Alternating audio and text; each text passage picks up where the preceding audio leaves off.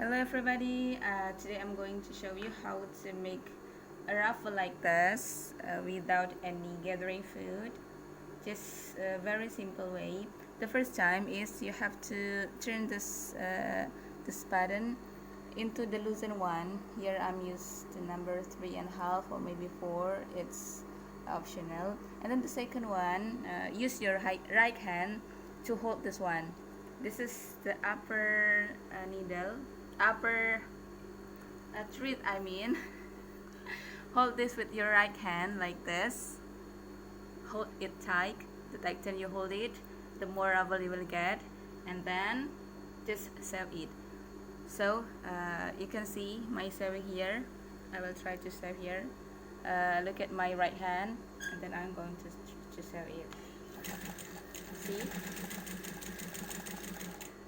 See, it has become a ruffle when you hold this tight, like this. So you don't need to buy some gathering food, just doing this simple trick and you will get a very beautiful ruffle here.